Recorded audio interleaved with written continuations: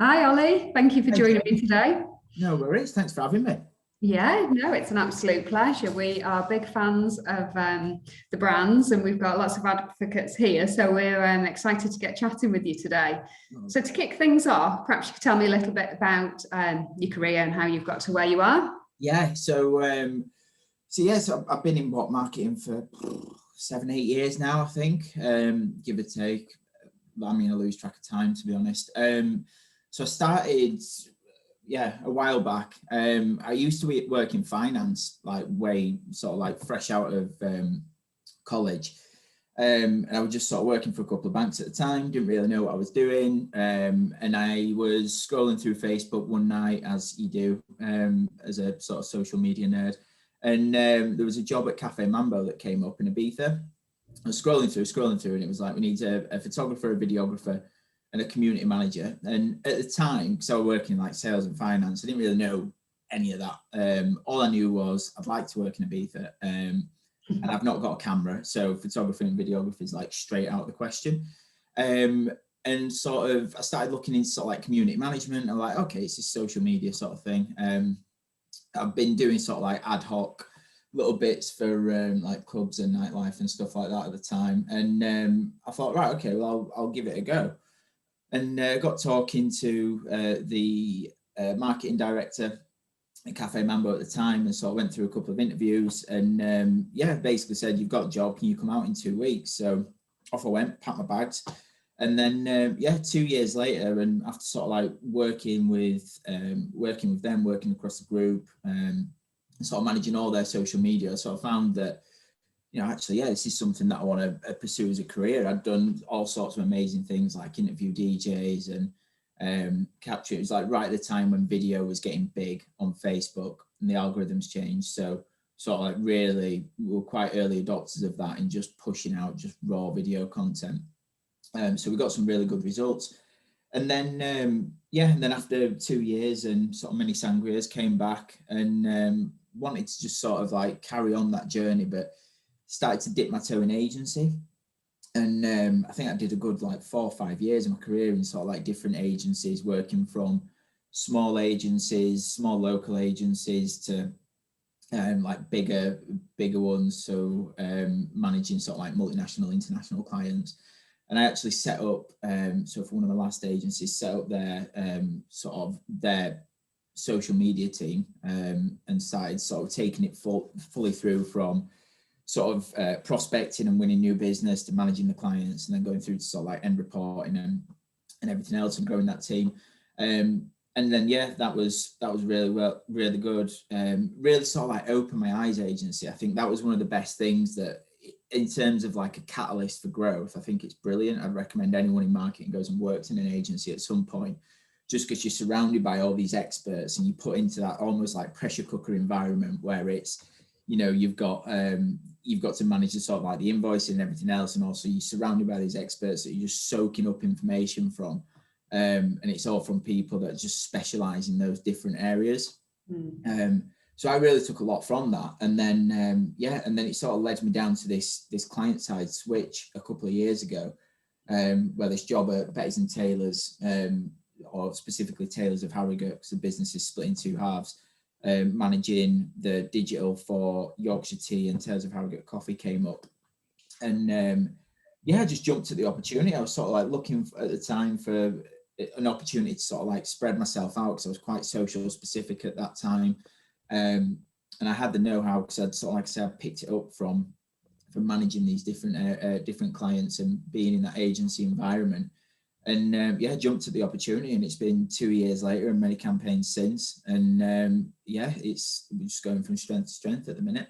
Yeah, absolutely. And do you think your time at agency has given you an appreciation of the accountability that you sort of have to take on as an agency? Yeah, massively. I think it's sort of when it's really benefited me having to knowing like both sides of the coin. So like knowing sort of the pressures and the sort of like the nuances that you have from an agency side that can come through from client side, but then also vice versa. And I think it's really given me a good rounded understanding of just sort of, I mean, I'm trying to think of an example, but I think there's just it's tricky to pin it down to one specific thing, but yeah, I think with agency, you also get the chance to bounce so many different ideas for different clients as well, don't you? Which actually something completely random from one campaign might spark something off in another client that you just think, actually, do you know what? That's just having that break from working on that one client all the time, which is where I think agency keeps you so fresh. Yeah, definitely. I think having that, because a lot of the skills in marketing, once you know how to do something, you can transfer it across. And I think there's a lot of learnings that I definitely took anyway from sort of like working on like big hospitality brands or travel and tourism brands that I could then take through and put into, you know, sort of like different brands like shopping centres. I did a lot of work on shopping centres, for example. And yeah, the skills are really transferable. And it's good to have that fully rounded experience, I suppose. I think it's nice from an agency side when you're working with somebody in-house that they have been agency as well. I'm sure when you're engaging with agencies as part of your role now, you feel like I can totally sympathise on their side of things and have an appreciation of their pressures as well. Yeah, it is. I think I'm also because I've come from an agency background, I've been doing I've done the do sort of thing, and it's been. I think I can sometimes be one of those clients that's a bit like, well, if you just jump in Ads Manager and do this, then it'll like. And I know for a fact, so if the digital team at one of our agencies will be listening to this, they're like, yeah, you do that all the time, Ollie. It's really annoying. But I think it's good though, because it gives, like, for me, when I get the final reports through, I think because I've had that experience, then I can understand it more. And I think then communicating that internally to people that aren't like digital natives, or, you know, when it starts, we start talking about like CPMs and CPCs, it just sort of like goes over the head. I think it's helped me have that understanding to be able to sort of communicate internally better. Yes. Which I'm thankful for. Yeah, absolutely. And you're lucky to be working for a brand that embraces so much personality and character. Was that something that attracted you to the role? Yeah, it's something that it's definitely something that attracted me to the role. And I think one of the beautiful things about Taylors is like what you see through like the Yorkshire Tea social media channel, for example. That personality is very much who we are as a brand and how we communicate with each other internally. We're very much that sort of like no frills, just, you know, quite, you know, just really authentic and quite happy and charming internally. And I think that, yeah, that was definitely one thing that came across just sort of like going through my first interviews. And the culture of the business as well is absolutely fantastic. I mean, we've got people here across both arms, Bettys and Taylors, that have been working for the business, 30 odd years. And I think that's just testament to sort of how well, you know, we treat our staff and the culture that we've got as well internally. Definitely comes across. And what would you say, what changes have you had to make and adapt with your digital strategies over the last 12 months, obviously since COVID hit? Yeah, all sorts. I mean, there was a massive period of uncertainty right at the start of it all. And obviously having two halves of the business where we've got one area sort of in core hospitality and sort of dabbling in online, and then another area which is sort of like core, you know, working with retailers and pushing sort of like offline conversions almost. That sort of digital side of things has been there, but it's never been a sort of a key focus. Purely down to the fact that the money that moves through retailers is never really going to be, or was never at the time, one that would be considered to be matched through sort of online channels. But I think as sort of like usage behaviours have changed and you know, consumer mindset shifted, digital's really come to that forefront. Yeah. So we've got Bettys, which is, you know, sort of having a focus on digital now, and they're sort of seeing great things coming through from selling cakes online.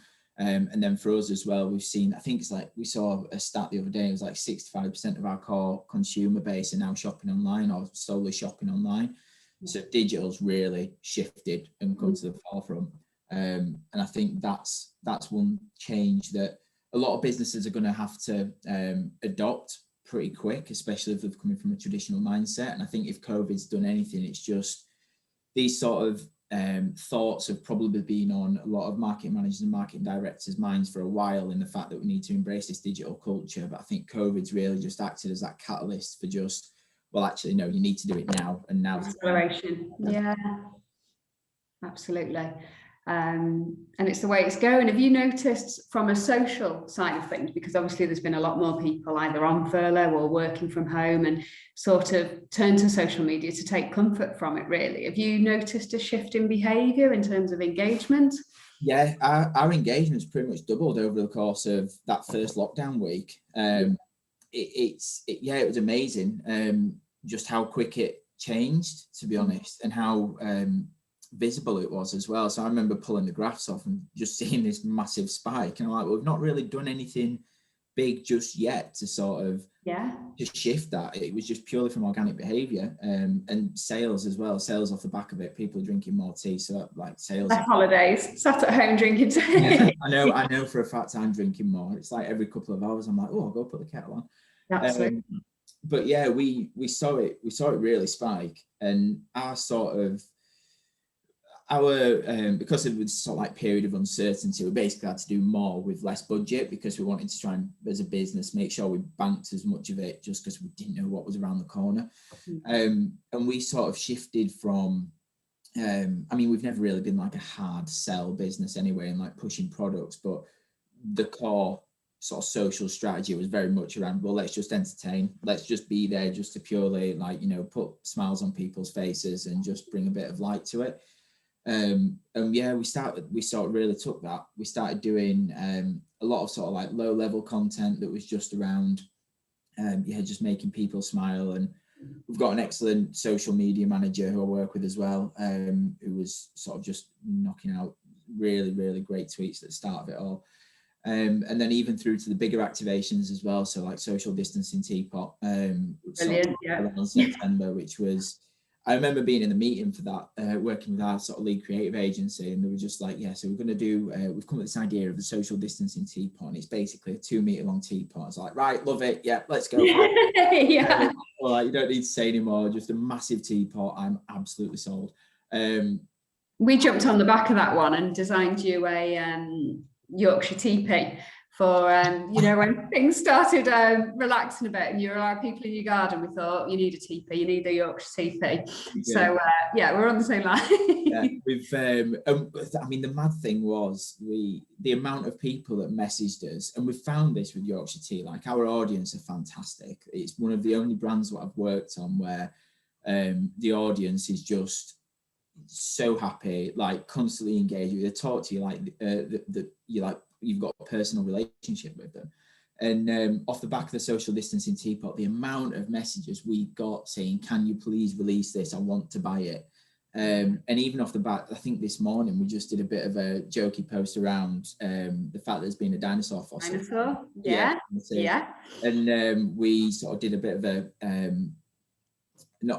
a sort of replica of the Jurassic Park scene with the water when there's a dinosaur stomping past it, with one of the Yorkshire Tea mugs. And I think last time I checked, the notifications were just getting flooded, like, yes, mugs please, can we get mugs? Yeah. So if there is anyone listening that is after a mug, I've seen you, it's on my radar. Yeah, I'm working on it. The mugs are coming. The mugs are coming, you heard it here first. And how much do you, with the social side of things, how much do you plan in advance? Then obviously if you've got a campaign like the social distance teapot, that's obviously planned in, it's created, but generally is a lot of it reactive and on the day? It's all pretty much reactive and on the day. So I mean, again, sort of from an agency background, we'd have months in advance, we'd be sending content calendars off to clients and be like, can you approve this, is everything okay? And we'd literally, it'd all be sort of done and scheduled in advance. For us at Yorkshire Tea, we have a few ideas that we've got sort of in the pipeline, but I don't really know exactly what's going to go out next week. We keep it really, really agile, and I've found that that's the best way to be honest with you. It allows us to sort of just jump on reactive moments as soon as we see it. It makes sure that we don't have a massive sign-off procedure either, to be honest with you. So normally sort of our social media manager will WhatsApp me ideas quite commonly, and then we'll sort of say, yeah, that's fine. if it's a bit of a risky one, then we might put it up the ladder a little bit further just to make sure that sort of our marketing director's happy with it and we're not going to sort of go viral for the wrong reasons. But most of the time it is literally just a WhatsApp conversation, which is like, yeah, that's fine, let's go for it. And that's, we find that it allows us to still, like I say, be reactive. It doesn't dilute the content down, and you don't get this like too many cooks sort of piling in and adding in feedback to the point that the creative idea is lost. Yeah. And the beauty of it is as well, like some of the best performing stuff that we do isn't actually talking about tea. And because we've got that personality and that we've built out over years, it allows us to have that.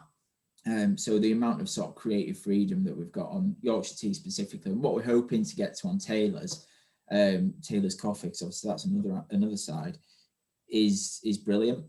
Yeah, I've seen you just had recently a new website on the Taylor's coffee side. So we've in the last few weeks. It's last month actually. I think we went live start of or middle of March. Sorry. So that's gone live. That's been a few months in the making. Looks really fresh. It's really, we wanted to, it was born from, like I was saying earlier, this idea of, people, this shift in digital behaviour to more people buying online. And from an FMCG point of view, our website was just, in effect, a glorified About Us page before, with some pretty sort of like clunky functionality on it, because it was about 5 or 6 years old. I really wanted to redefine it and give it like a sense of purpose. So we've worked with a company to build in like add to cart functionality, so that then we can start to use paid media to not going through the full sort of like direct consumer e-commerce route, because it wouldn't be cost effective for us to do that, but to support our retailer partners in pushing sales through their sites. And we're starting to see, I think I pulled the first report actually off yesterday for sort of first month, and we're already starting to see like a 23% conversion rate, which is interesting. Sort of when we were first going through discussions, we thought actually, no one's going to go visit a brand's website, a supermarket brand's website. Actually, the appetite is there, and especially at the moment, we're seeing people come through to buy. But Taylor's is a really interesting brand, because you've got two sides of the coin. You've got Yorkshire Tea, which is sort of very established and knows its roots and knows what it is. And then you've got Taylor's, which is going through a massive transition, a change.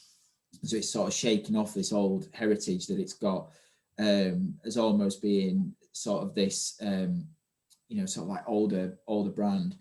And we're starting to sort of make it a bit more appealing to a younger audience and sort of find its personality and find its mojo.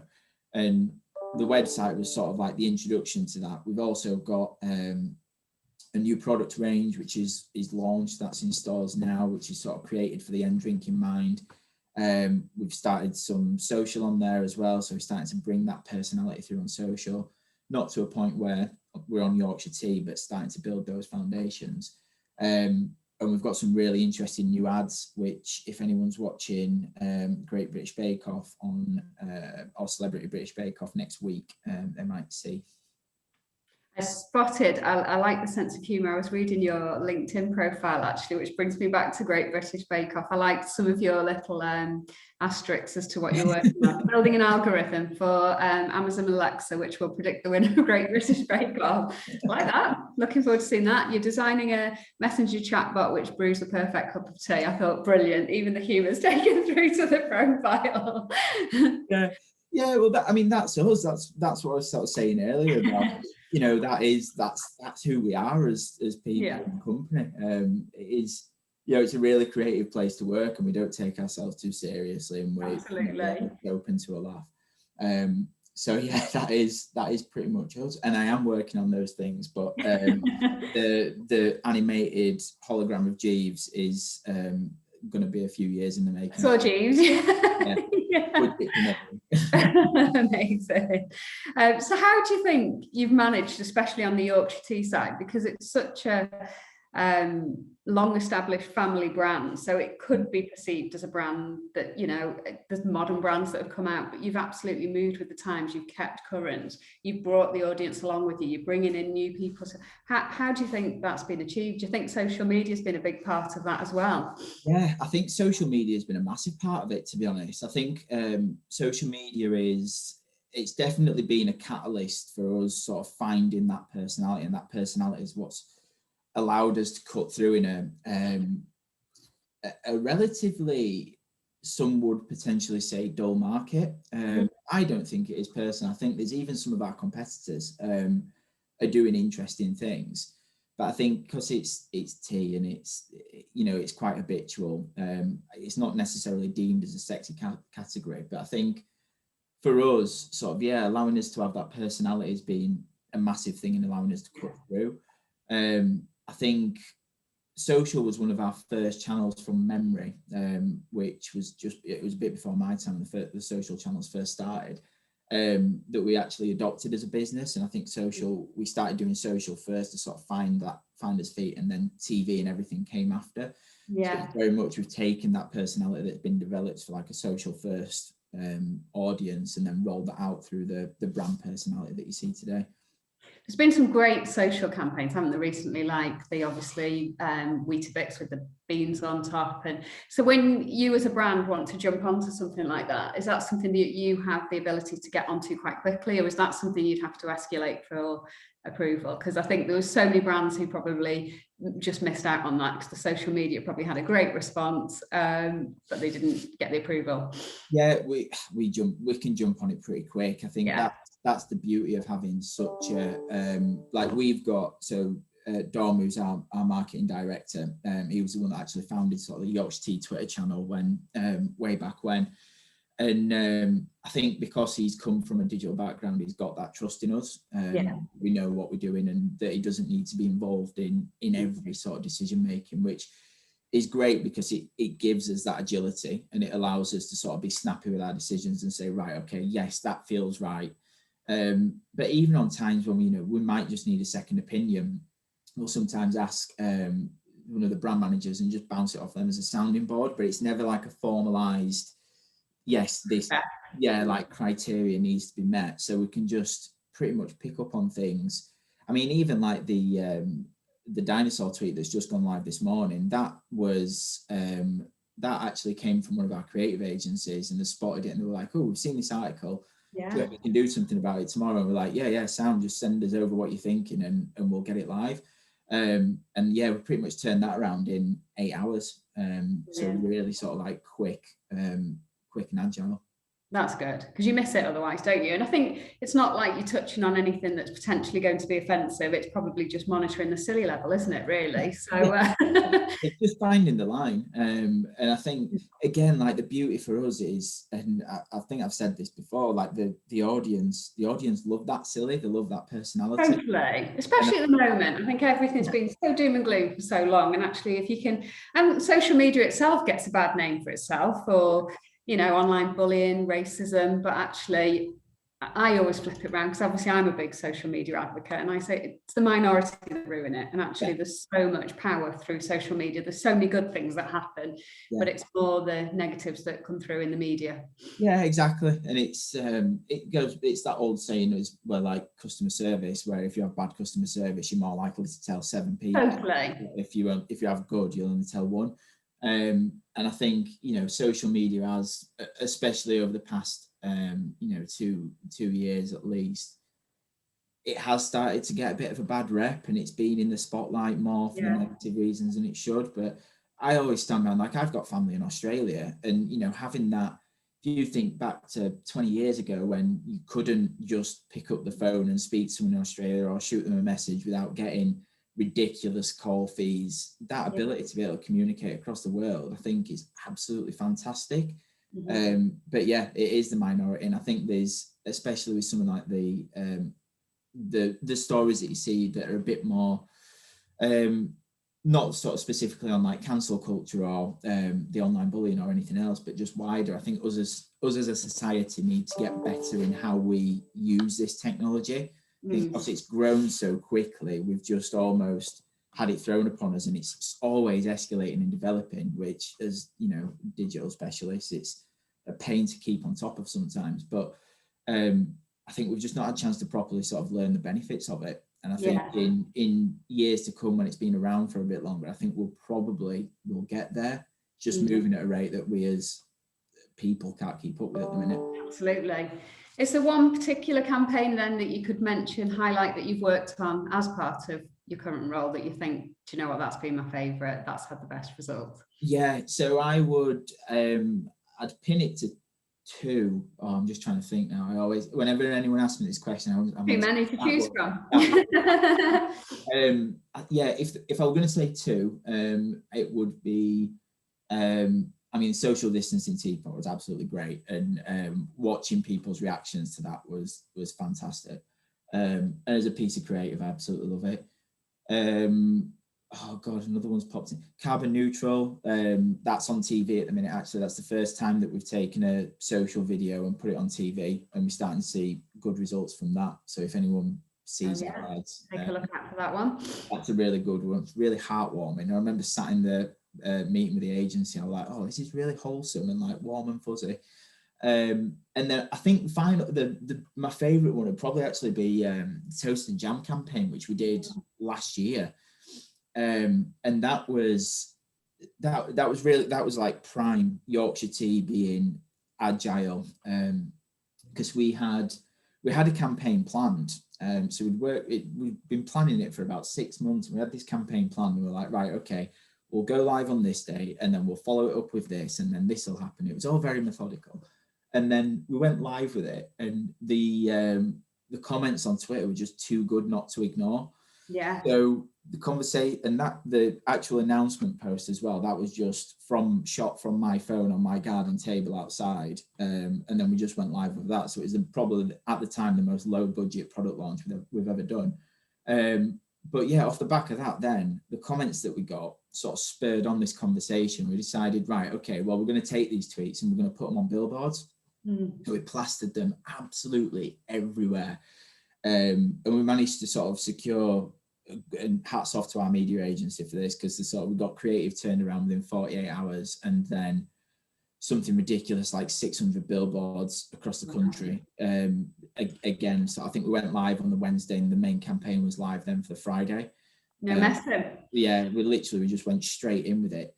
But the results were absolutely fantastic, to the point where it was just flying off the shelves. You couldn't get hold of it. Yeah, well, we're involved in that. I absolutely love it. I think there's the biscuits one as well, isn't there? Tea and biscuits. That one's one of our favourites. Yeah, biscuit brew. Yeah. I think that was probably my biggest campaign. That was my favourite campaign, should I say. I think it's interesting what you've just highlighted there, that when you said about lowest budget as well, because obviously over the last 12 months and while we have had restrictions, and it's not been so easy to get a videographer, photographer out, and all agencies and companies have had to be more creative with less resource perhaps. And I think actually it almost that rawness and that real, it makes you focus on the creative rather than the execution more, and I think it almost brings the best ideas to the forefront sometimes. Yeah, definitely. And I think there's a lot to be said as well about challenging yourself to work with a smaller budget. I think as bigger businesses, as bigger businesses have bigger amounts of funds. I'm not by any means saying that we're a big business with big funds, because we're not. I think it can sometimes be easy to sort of have that budget and rely on that and say, right, okay, well, we're going to just come up with an idea because we've got this money to spare. But I think for us, we're very much, we say we've got this sort of like challenger brand mentality, where we should always try and challenge ourselves to come up with the best ideas possible, but within the remits of, not just falling back on big budget productions. And I think that really, it allows us to push ourselves. It allows us to, it gives our business as usual, organic social specifically, sort of room to cut through and breathe and sort of be the best that can be. But then also it gives us, when we do something big, it means that we can really sort of shift our focus on that and be like, right, okay, well, this is a big thing, and we know that, and we're going to give that the time and attention that it deserves. How have you found idea generation then in a team when you're working remotely? Do you think do you sometimes find it suffers a little bit? Do you sort of miss actually sitting down around a table? Yeah, Yeah, massively. We're still finding it all right. We're still getting there, and I think we are now. Things are opening up. It's going to be a bit more. It's going to be a bit easier because we can do the whole, informal chats, and we can meet up for coffees and things like that. And they're sometimes usually where the best ideas come from, where it's just sort of me and like I say, one of the social media managers, and we're just sort of chewing the fat on it. But I think it's definitely been trickier. I think for me the biggest challenge has been the formalities that you now have to that you feel like you have to go through when communicating with each other. So normally you'd have those like over the desk conversations, and it just something so simple could be sorted out in 10 minutes. Yeah. But now you've almost, there's an email that's got to be sent, and then that's got to have certain people CC'd in it, and then it's a case of there's a Zoom meeting to follow it, and something that should have been relatively simple and straightforward instantly becomes a committee almost. And it's just, that's what I feel I'm personally lacking. And to be honest with you, just that simple, I've had an idea, what do you think of this? Like, just absolutely.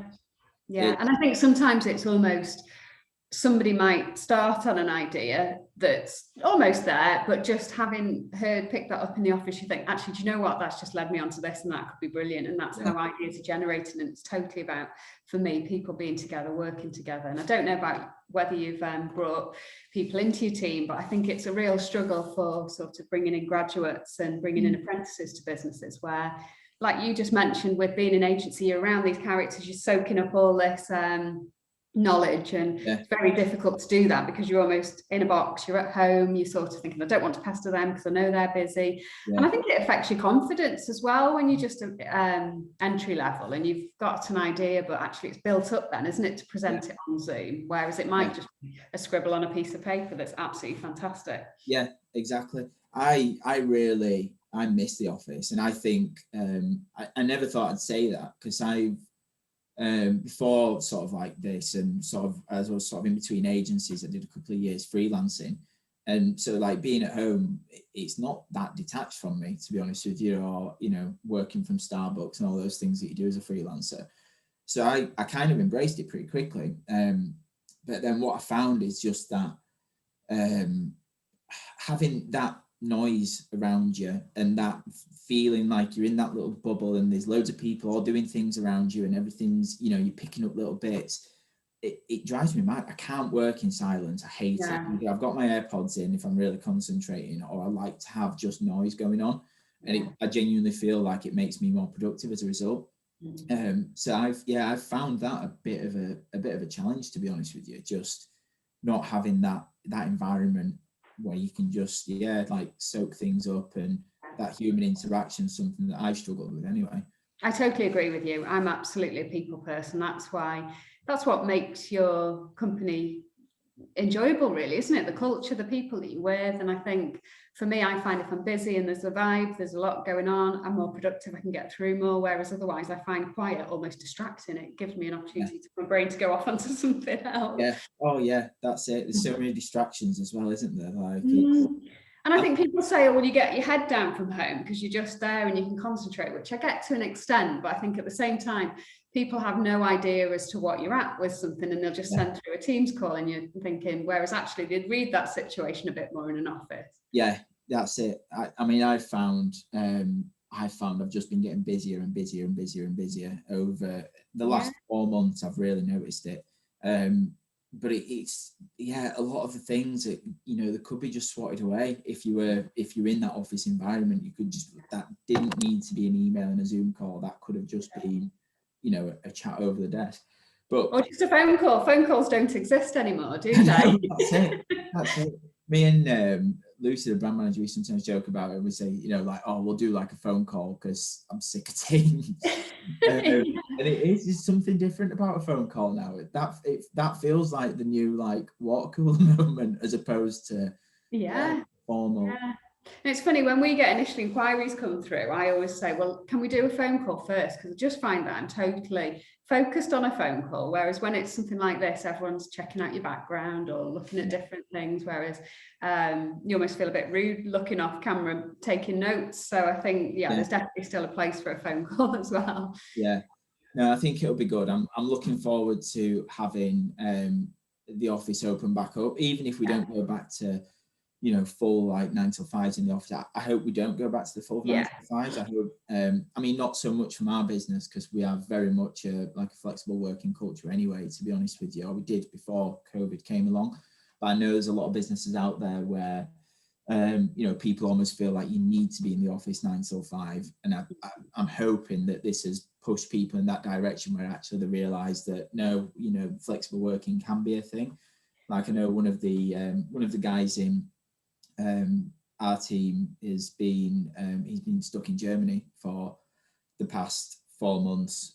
So he went sort of back for Christmas and then got caught out with the whole sort of tier 4 lockdown thing to see his family. And I wouldn't have noticed. He's still been, the work's still been coming in. He's still been, absolutely, everything's been there. So I think it will be a push in the right direction for a lot of businesses, I think. Anyway, I think it'll just be finding a new routine, won't it? From my thing is, if you've got the flexible working, you still want to know what days people are where. So if you want to collaborate with somebody, that's their day in the office, and almost stick to that so you can work together. But I think if you've got a good team and you've got trust in that team, they're going to be working wherever they are. And I actually think people put more pressure on themselves to work from home, to show the accountability. And I think you're almost more hard on yourself from home, because you do feel that you've always got to be on. It's like you're living in the office in a way. Yeah. I think I was definitely guilty of that in the first 3 or 4 months, I'd say. And then I just got busy anyway, so I didn't need to. But I think when we first went into lockdown, I felt like I needed to put stuff on my plate, probably, or more so. I felt like I needed to put more on my plate to almost feel like, to almost feel like I was doing more. Just to find a role. Just it was so uncertain. Nobody knew what was safe or what the future was. So everyone was making sure that they had a role. But I think and I remember we had those conversations internally. We're like, actually, no, like you can push things back. Like we know that you're doing the work, you know that you're working on things. You don't have to sort of like overwork yourself just to yourself. And again, like testament to the culture that we've got as a business. But I think there's a lot of people that would probably, if they actually sort of, took some time of self-reflection and looked at what they had on the plate, they could probably say, actually, I don't need to do any of that. That can wait. I've got this on, and that's enough. That's my role. I hope a few people do, because I think we can sometimes over glamorize overworking. I don't think you can be busy, and you can be busy for the sake of being busy. Absolutely. It's easy to get lost in that sort of when you work in a working from home environment. And I think sometimes just taking that time to reflect. If an email comes through at 10 o'clock at night and you reply to show I'm still on, I'm absolutely here, whereas actually if you just slept on it and thought about it, you probably would have gone back with a better, or they've probably solved the problem by the next day anyway that they'll come to you for. So I think it can be too quick. I think I've tried to be really regimented with, that was one of the first things when we first started going and working from home. I thought, we're going to be doing this for a while. It's going to be quite easy to, overwork yourself to the point where it's getting to 9 o'clock at night and I'm, still answering emails. And ultimately that work's never going to go away. It's always going to be there. So I tried to make sure that I stayed, really regimented, sort of like not working past 6:30 if I were really busy, but always trying to make sure that I logged off at 5:30. And making sure that I took at least half an hour just for a quick lunch break, just a quick walk around the block to make sure I'm getting some fresh air. I've really sort of managed to stick to that. I think had I not sort of set those rules and those boundaries with myself really early on, I think I'd have probably burnt out by now. Because that's another thing. People haven't really taken holidays because there's been nowhere to go. And I think the holiday is not just about going away. Well, it is. It's amazing going away. But you just need that break to... And actually, sometimes that's when you have the best ideas, the best things come to you, because you're not in the 9 till 5 grind of it. And I think that's something that I feel that employers need to be making sure that they are encouraging holidays, even though people might be reluctant to take it. I think once you do take a bit of time off, you realise how much you need it, really. Yeah, definitely. The bank holiday weekend just gone. That was... God, breath of fresh air. Came absolutely back. Especially when everybody's off, because you know that there's nobody wanting you at that particular time. Yeah, definitely. So are you a coffee person or a tea person then? Oh, it depends what time of day you ask me, Jane, to be honest. Yeah. I normally have a coffee on the morning. It Yeah. also depends how much sleep I've had, to be really honest. Coffee on the morning, and then Are you sugar in either? no, I think see, I vary. This is such a like Yorkshire tea thing to say. So I'll have a coffee in the morning, then I'll go on to a Yorkshire tea toast and jam mid-morning. Okay. And then I'll be Yorkshire Gold then throughout the afternoon, and then a Right. bedtime brew later on. Yeah. Just get all those subtle product mentions in there. Yeah. Sounds similar. I like my coffee in the morning. I try and replace it with a hot water when I can, but then it's just not the same, is it? Coffee to start the day, and then absolutely, tea and jam. Move on to that and carry on with the tea. Then totally with you. So, what's the right way to do it? Is it milk first? Is it hot water first? Well, we'd always say it's like, you make it how you want to make it. And we'd never put anyone down for making a bad brew unless it's green, in which case you've definitely done something wrong, or unless the microwave's involved, in which case yes, you've definitely done something wrong. But for me, it's I almost said milking first then, Christ. It's water first, tea bag, hot water, brew it for 4 minutes, and then Take the tea bag out and then put the milk in, or do you put the milk in? Bag out and then milk in. If it's been brewed for a good 4 minutes, then you won't need to leave it in. But and then heat it up in the microwave and then you're done. Yeah, exactly. That's it. And normally as well, we normally say the colour of He-Man, like that's the colour that we always try and aim for in like when we're doing ads and Pantones and stuff. But if you like loads of milk and loads of sugar, then go for it. It's your own brew. Make it how you want. Absolutely. So well, I think we've covered a lot there today. It's been absolutely fascinating speaking to you. I'm looking forward to finding out what happens with this dinosaur. Yes, to be honest. What's going to happen there? Are the people that pop up that you know then by name? Have you got followers that you know? Yeah, we've got a there's a lot that we see that tweet us on a daily basis.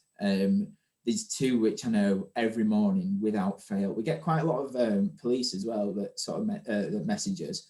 But there's two that I know every morning without fail. We've got a couple of sort of like people in the gaming space as well that we've got really good relationships with, and they're constantly engaging with us. But we've also got a small group of people that we've recruited them as a bit of a focus group.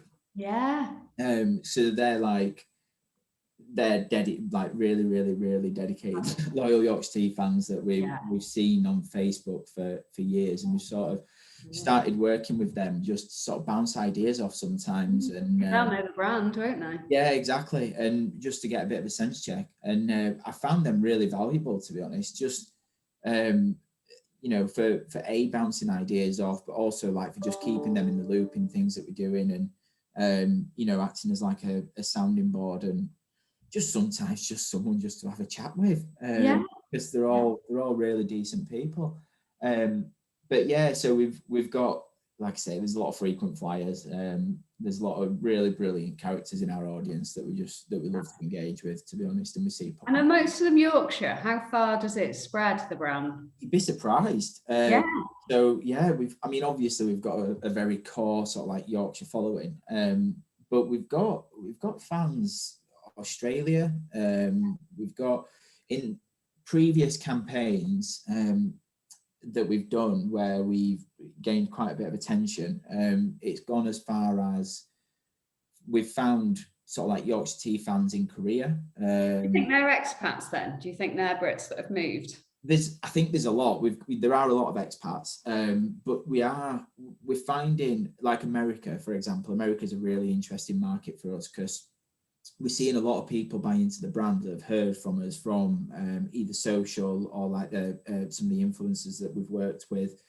And we're starting to see sort of like traction over there pick up, and people sort of like buy into the brand that are sort of like Native American. it's a really interesting shift. To be honest with you, I find it interesting. They probably like that little bit of Britain, don't they, though, if you know what I mean? Especially Yeah, it is. I think royal family being on the map a lot recently. Yeah, I think the Britishness of it does really does help it, but I think the sort of like the brand identity and the fact that we don't, you know, take ourselves too seriously and we're quite a personal brand, I think that really helps as well. So yeah, quite widespread. Brilliant, very exciting. So what size is your marketing team then? So our core marketing team is I'm trying to think, trying to top them up in my head now. So we split out. So we've got 8 of us, which is brand communications, which work across. We're almost like a little in-house agency. I was going to say, absolutely, yeah. So we've got there's 8 of us in there, and we work across both brands, and then in each brand we've got there's 3, and then we sort of report into a marketing director, then obviously Dom. So we're quite a big team, but then we all sort of like own our individual functions. So for me, my core team is there's 3 of us, including myself. So there's me, and then I've got 2 social media managers which I coordinate with, and then I work across different sections. So I'm sort of like core brand comms, but then also supporting like insights and sales and bits as well. So it's quite, I mean, that's just the role of digital, to be honest with you. Absolutely, totally. So if you're looking to, when you are looking to recruit a team member, do you recruit on character or more experience? Great question, Jane. I guess it depends on the role. It depends on the role. Yeah, it really depends on the role. I think for me, if we were looking at like a creative role, for example, so like a social media manager, it'd be, I think for me in social, the biggest thing is that the personality that you are portraying across social is as authentic to that person as possible. Yeah. So they might not have the best social expertise, for example. I'm not saying that either of my social medias are that, because they're both very knowledgeable in those areas, but I wouldn't value that social expertise and knowing the algorithms over having that personality and that creativeness, because I think that creativeness is something that you can't teach. The algorithms and the way social works is something that you can. So I very much value that creativeness and that authentic personality that matches the brand over sort of like knowing the ins and outs of social. Yeah, because somebody can learn, like you said, absolutely, you can pick that up. It is difficult to change somebody's DNA, their character, isn't it? Yeah, so, and it's my job ultimately as well. It's my job to guide and, you know, to steer that strategy in that direction. So that's what, for me, it's more that match to the brand. And I think we've got that. I think both social media managers are very much really sort of like aligned to the brand, and I think the content output on both of them's really strong as a result. Yeah, absolutely, totally agree. And I think when you've got that culture, and as a business, when you've got those type of people in it, you naturally attract it because it's what people see. And I think if you do bring in somebody who perhaps isn't a fit, the team almost works them out, if you like, because they're not fit, really. Yeah, well, it's what brought me to the business, to be honest with you. I think that personality and everything else really what attracted me anyway. I think definitely, I mean, on both brands, but I think definitely on Yorkshire Tea, I think I held that affinity, and it was always one of those where like, oh yeah, I'd like to work there. Yeah. So naturally, I think it came around. Brilliant. Exciting. So we look forward to seeing what's next from you. But it's been an absolute pleasure speaking to you today. It's been fascinating to hear about your career, different things that you've done. And we shall keep in touch and look forward to sharing this. Brilliant. Cheers, Jane. Thanks, Ollie. I will speak to you again soon. Bye. Thank you. Bye now.